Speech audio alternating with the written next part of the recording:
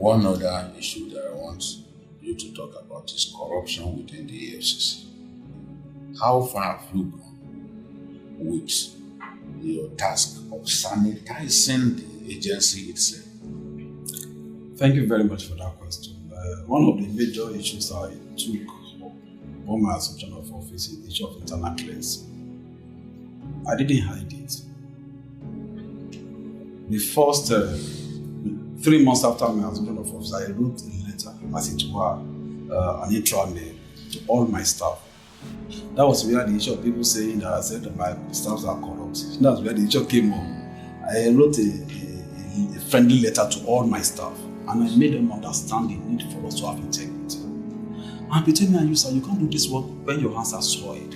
Yes. When you have integrity, you won't have the confidence to work. Because you can't look at the person that you have collected bribe from or money from in the eyes and say, I want to interrogate you. And you will do the work dispassionately. And so I said, look, it is important for us. This issue of lack of transparency, issue of corruption, we need to nip it in the bud. And we are going to work on it. And I will make sure that people we make them scapegoats. And so I warned them. That was like a warning. Warned them before I acted. And so we started. The first thing we did was to establish some processes that will help us expose people like that. We came up with what we call gift and hospitality policy. It was never in the system. Because you can't hold somebody responsible for something that you have not created policy or regulation to checkmate. So if somebody, for example, says, I'm burying my father, and my elder brother comes around from abroad and he gave me 50 million, and you see him displaying the money, not by spraying anyway, I will still address that. Maybe he does something that is beyond his legitimate means of livelihood. Yes, we ask questions, but he can defend himself.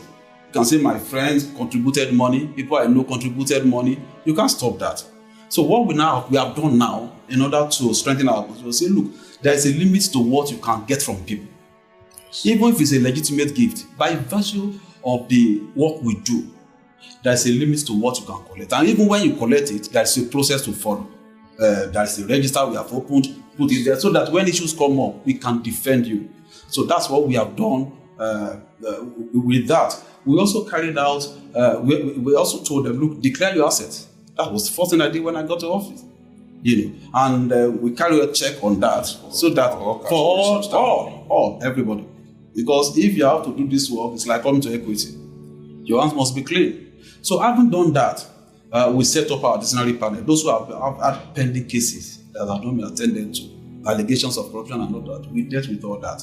And the new cases we discovered, we also put them on board. And so that was what led to my dismissal of 27 of my staff last year. Nobody forced us to do that.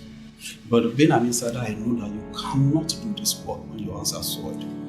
As I'm talking to you, just a couple of hours before you came in, I've already approved the dismissal of an additional number of people, which I'm not going to disclose now until we release the memo to the relevant department. There's a level of sanity in the system now. People, the awareness is there that when you do wrong, it will be met with sanctions. And so far, we've been able to apply reasonable punishment and sanctions to wrongdoing. And not only people who are corrupt, even people who are overzealous in the course of operations. Thank you very much.